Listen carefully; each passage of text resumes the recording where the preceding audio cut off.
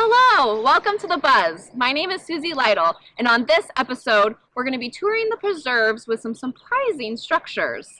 First, we're going to head to Tempest Farm to see a dairy farm that will one day be transformed into a forest preserve. We'll also view some busy beavers with their lodge at Money Reservoir. Plus, we'll see a bee swarm in action as these bees are doing some house hunting of their own. So get ready to build your knowledge on this episode of The Buzz.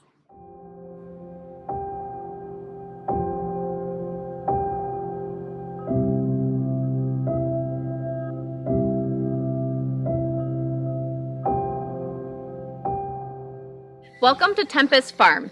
This property is a little bit different than our usual forest preserves because it's a conservation easement. A conservation easement is when the landowner reaches out to the Forest Preserve District to help protect this land from becoming any future developments. This land has an interesting history. It was once a dairy farm, now uses no-till farming practices out in the field, and in the future will all become a forest preserve. Joining us today to learn more about this special partnership are landowner Beth Temple and Forest Preserve District of Will County Executive Director Ralph Schultz. So the transfer of the property began back in 2013 when Beth donated a conservation easement over the entire 160 acres. And then late last year, she transferred the first 40 acres to the Forest Preserve. In time, the remainder will be transferred according to Beth's wishes. So the story really began with your husband, his legacy and his vision. Can you tell us more about him and why he purchased this farm? My husband is the son of immigrants from Eastern Europe. They weren't allowed to own land there, so when they came to this country, it was a dream of many immigrants to own their own land. And my husband, in 1965, purchased this property. He loved horses, and it was a place for him to keep his horse, but then also just to own land and enjoy what land does for a person. I will sometimes come out here and I'll, in my head, will say, I can't believe this is mine. Mm-hmm. You know, it's, what did I do to deserve this, or how did I earn it? And the answer isn't there. And so I guess I feel more like this is a stewardship relationship with the land, not an ownership. And as long as I can, I will try and be a good steward to the property and see that it passes to people who will be equally good stewards. Why did you seek out to donate your land to a conservation easement, and why did you eventually go with the Forest Preserve? It seemed to me a way to preserve the land because I'm not content with seeing this very rich farmland changed into housing developments, and I wanted to preserve it because the two greatest agricultural areas in the world are the Ukraine and the U.S. Midwest, and these areas need to be protected. So that was why I decided that I needed to protect the farm. And the protection comes in terms of the conservation easement.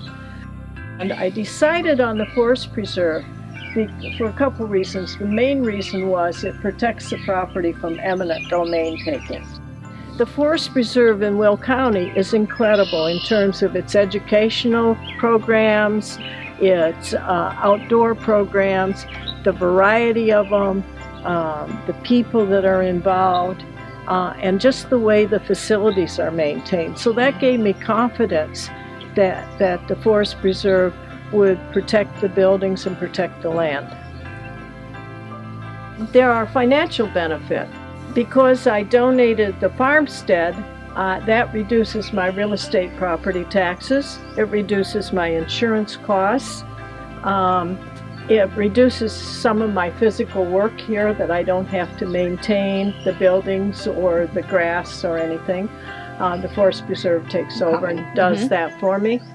And then there is a charitable deduction that I can use on my annual income tax form.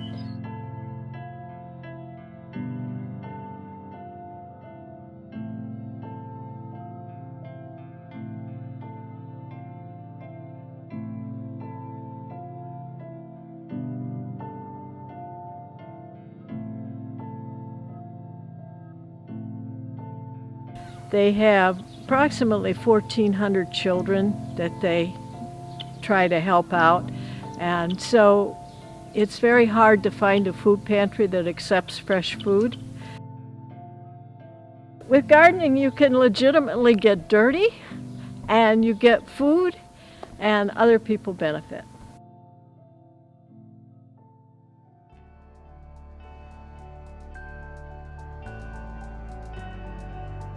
Tempest Farm sits at the in the headwaters of Trim Creek, and this part of the county is kind of unique in that the northern portion of the eastern part of Will County actually flows to the north into the Little Calumet River, and where we are here at Trim Creek, we're actually flowing south to the Kankakee River. And so headwater areas are very rich, and a lot of forest preserves are situated in headwater areas because that's where the land starts to level out, and you get a little gentle roll to it, but the water starts to collect. And in that, we tend to find that we have a lot more success in redeveloping wetlands and wet mesic prairies and restoring the land to what it was once before.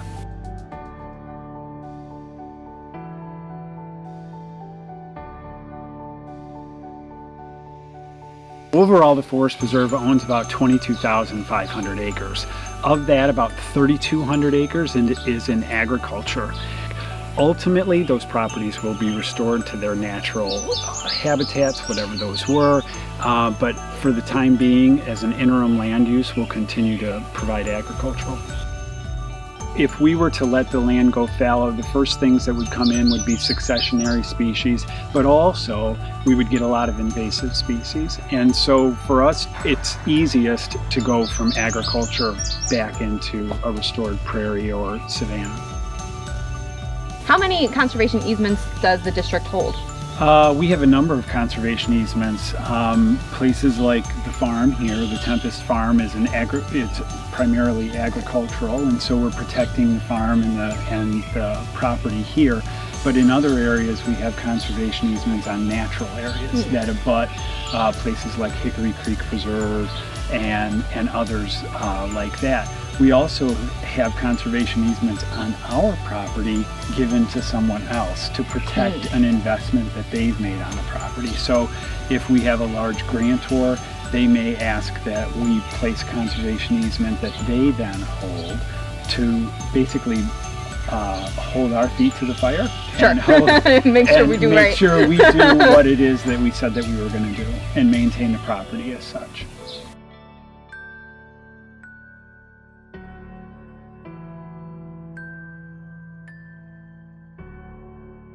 Thank you, Beth and Ralph, for showing us a different side of the forest preserves.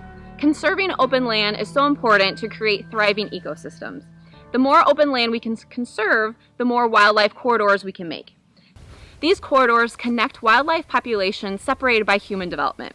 This way it makes it easier for the animals to migrate, start families, and overall complete their life cycles. Together we can keep these wild spaces happy and healthy for future generations to enjoy.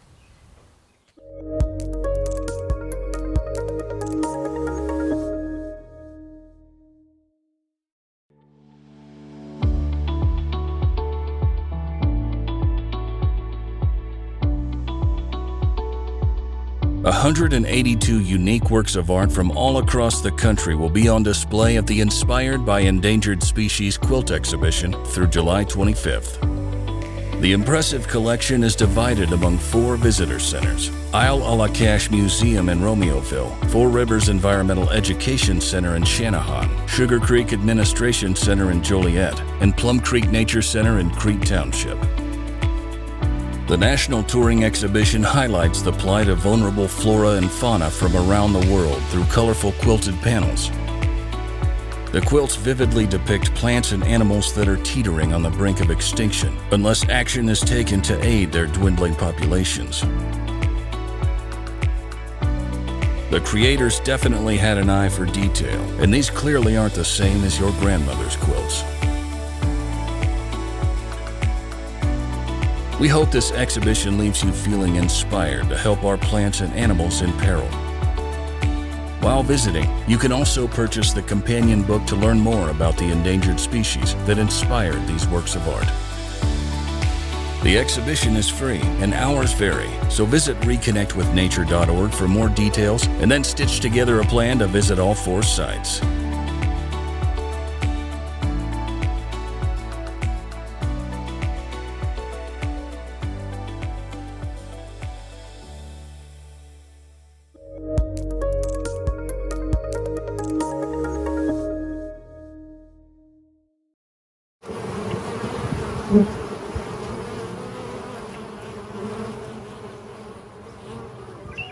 We're out by our hives here on one of our preserves where these bees are going about their business, but we've also stumbled upon a swarm in one of our preserves.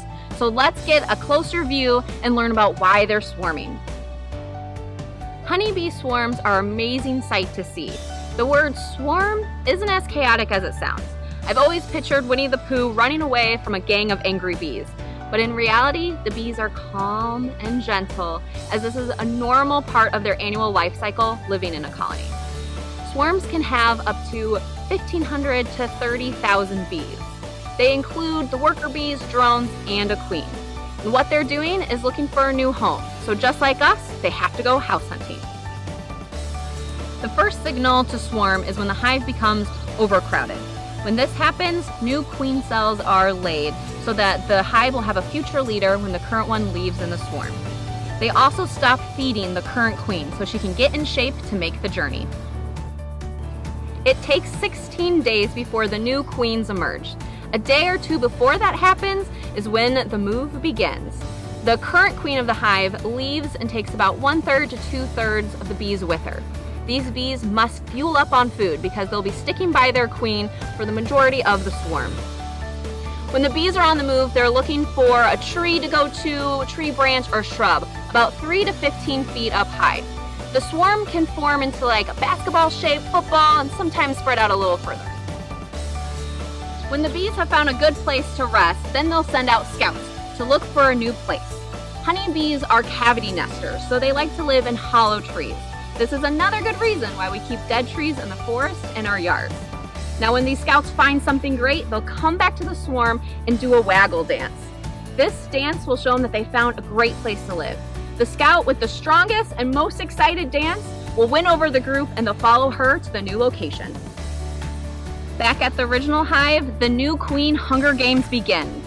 One queen must defeat the others to get the crown.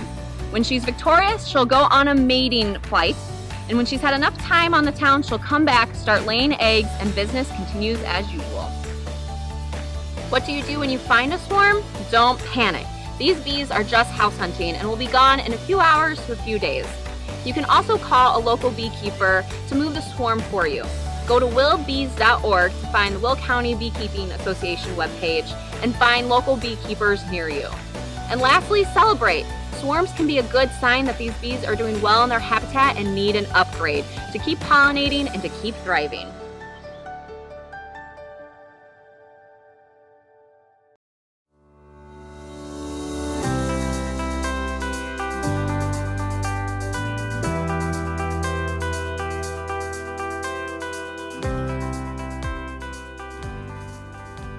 Humans are excellent at manipulating and engineering their environment to suit our needs. Not many other animals can manipulate their habitat quite like us, but there is one that rises to the challenge. It's the largest rodent in North America, the American beaver. Today, we are going to take a tour of a busy beaver's construction site here at Money Reservoir. Then we'll stop by the Allagash Museum to gain more insight on how beavers shaped history. Beavers are large mammals. Picture a medium-sized dog ranging from 40 to 50 pounds. Like all rodents, they have big front incisor teeth. These teeth are bright orange and continuously grow to stay sharp so they can cut down and eat twigs, branches, and even large trees. They have dark brown waterproof fur and their feet are webbed, perfect for their semi-aquatic lifestyle. One of the most iconic features on a beaver is their tail. It's flat and paddle shaped and it can be used for a few different things. It can help them with balance on land, it can be used as a rudder while swimming, and it can slap on the water, making a big warning when danger is near.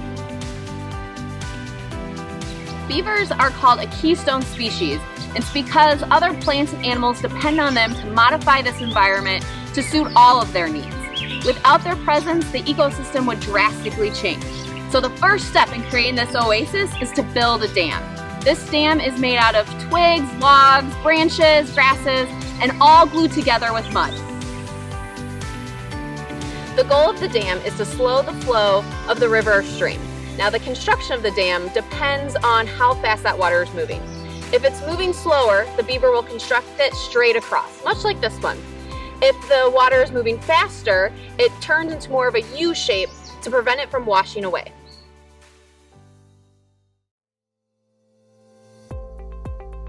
Building a dam reduces stream erosion, flooding this area and creating a slow-moving pond. It's not only a great home for the beavers, but a wide variety of other wildlife.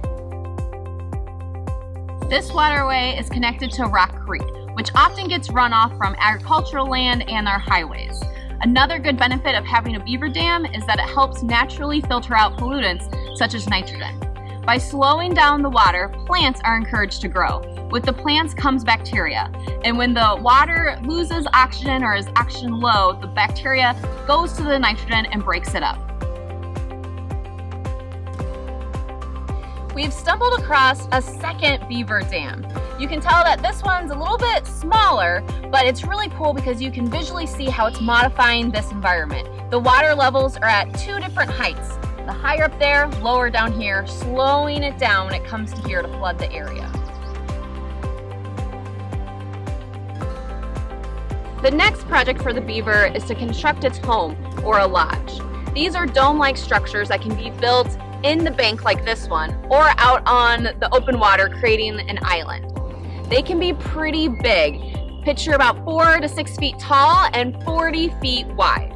You'll notice this one behind me is awfully green, and my thought is that it's been used a few years, there's a lot of mud in there, and the mud had seeds, so the plants are growing back.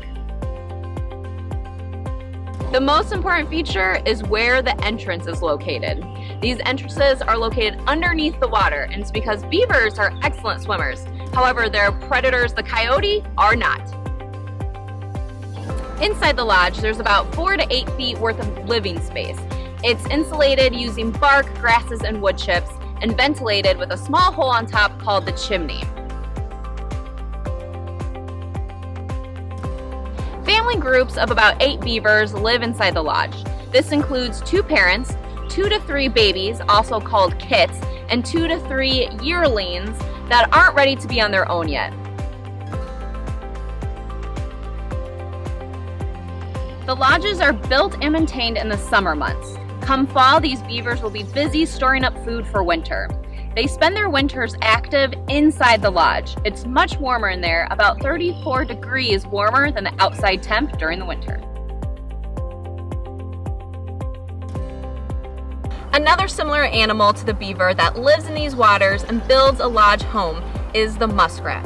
Muskrats and beavers sort of look like each other with stocky brown bodies and swimming in the water. However, to tell them apart, pay attention to 2 things, their size and their tails. Muskrats are much smaller, they're about 2 to 5 pounds, and their tails are rat-like, long and skinny, where beavers are round and flat.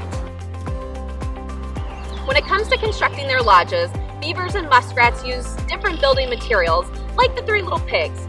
The beavers stick to more woody materials, like twigs, branches, logs, where the muskrat takes more of a vegetation approach. It uses grasses, cattails, reeds. The muskrat mounds are a little smaller, being 4 to 6 feet wide, and they're only built in 2 feet of water.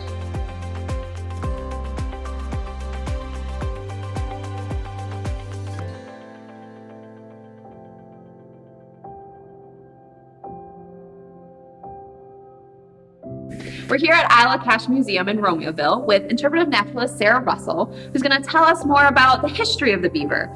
Sarah, what time period are you going to transport us to? We are actually in the 1700s, so we tend to say like about the middle of the 1700s, and we are at the Trader's Cabin, which is to kind of get you in the mood of what it might look like. It was a very different time, even though it was the same place. People like the Potawatomi and the Miami and the Illinois were all here in Illinois country, and they made it their home.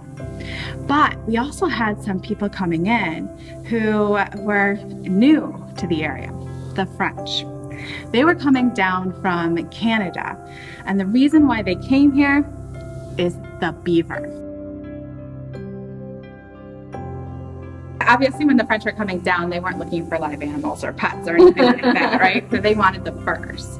And so they wanted the furs not just to be like this, although you can see it feels really it has a really thick fur. Yeah. So beavers are really special because they are aquatic animals or semi-aquatic animals. They spend a lot of time in water. And that means that their fur has to match that. It's waterproof. And of course, if you are going to be making materials out of this, that makes your material waterproof. Exactly. So number one fashion item is the felt hat. Now, we usually just see felts, we don't think anything of it, but the felt early on was made out of beaver skin. What they would do is they would take the beaver fur and they would shave it. Take it off the skin, the fur actually has these barbs at the end of it. And so when you put it in water, you mix it together, mush it all, the barbs connect and it creates your felt. When you look at the beaver fur, you're going to be noticing that there's some differences in colors. That's because it all depends on when they are trapped. Different times of year, the beavers have different colors. So, in summertime, by the end of summer, they start to get darker. That's why here we've got this one beaver right here that is darker. It was trapped in the fall, so it's starting to get a little bit thicker, which is kind of the best of all worlds. The French wanted these furs, but who actually did the hunting? Well, the French were spending a lot of time coming down to this area, right, from Quebec and Montreal and other places like that in Canada. So they're not having a lot of time to actually do the hunting themselves. They would go ahead and they would form alliances and make trading partners with the different native, the Potawatomi, Miami, Illinois. What the French would do is they would find things that the Potawatomi wanted in return. Here in Illinois country, we don't have a lot of metal. So anything that's metal, very valuable. What they would do is you think about like the size of your head as kind of a measuring thing for metal. Not everything, but for metal. So like this, it kind of takes up a decent amount of my head. So maybe about 2 beaver pelts. The French brought with them strikers. So that's also known as flint and steel. So here's your steel, you take a flint rock, which they had in abundance around, and you strike the rock and you create sparks. Were beavers the only animals traded? No, of course, you would trap other animals. You can't just be like, hey, this is only a beaver trap and nobody else comes. No one else comes. So other animals were trapped and they were traded. It depended on what they were, depended on their value. So other waterproof animals, other animals that were in the water a lot, like otter and muskrat, were valued more. So maybe, about the same, maybe a little less. And then if you've got something like, say, a skunk, that might be worth maybe a half of a beaver. Still great fashion fur, but it's not waterproof.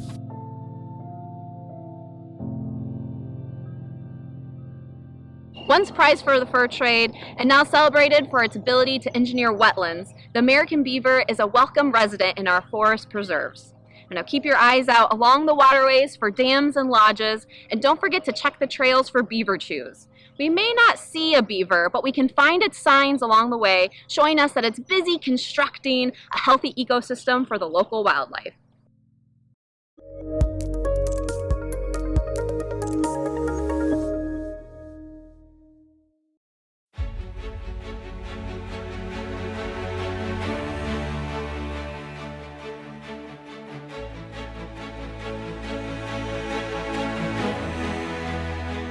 Litter is a serious problem these days, and it's time to tackle the issue head on.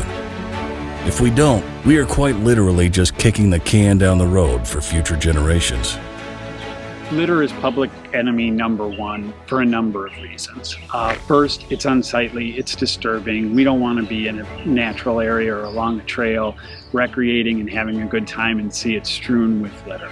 Secondly, it's an environmental contaminant. It has the potential to pollute our natural areas and pollute the areas outside of your forest preserves.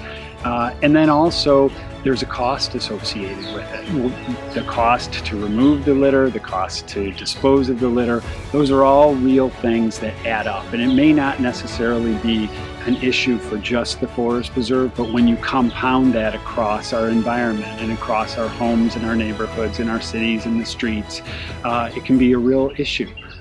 It's important for everyone to do their part to keep Will County clean, because what you do locally can have a major impact globally. So a lot of the issues with plastic garbage, plastic litter that we find in the forest preserve, it's certainly in the location that it's at, but also what we want to keep in mind is that those can float and they can end up in our streams or in our ponds, and they don't biodegrade very quickly. And eventually, that creek runs into a river, runs into a bigger river, runs into the Mississippi River, and eventually down to the Gulf of Mexico. And so litter here in Will County can have an effect on areas much, much further away.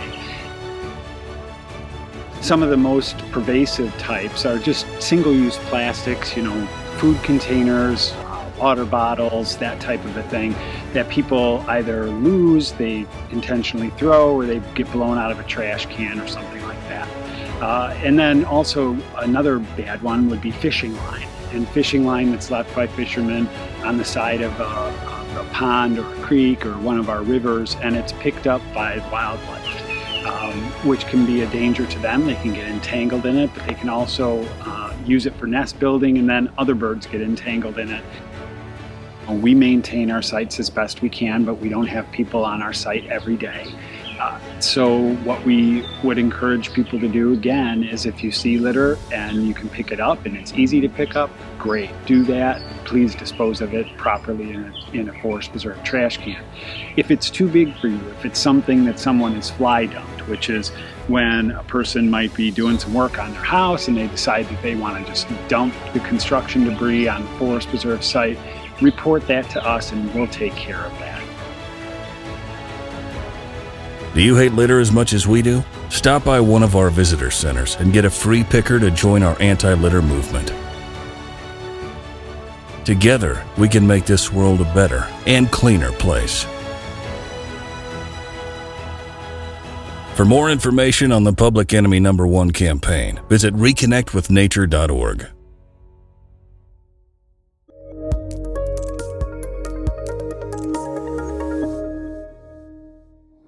Thank you to our guests, Sarah and Ralph, and especially Beth, with the largest land donation by an individual to the district. We hope this inspires you to look at land in a new way, whether it's a farm that will be transformed back into the natural prairie, or a huge pile of sticks creating a wetland benefiting all the animals. Now it's your turn to find a new land to explore. Map your next adventure at reconnectwithnature.org, and while you're there, check out our wildlife articles and upcoming events near you. I hope to see you out swarming the preserves, but until then, I'll see you next time on The Buzz.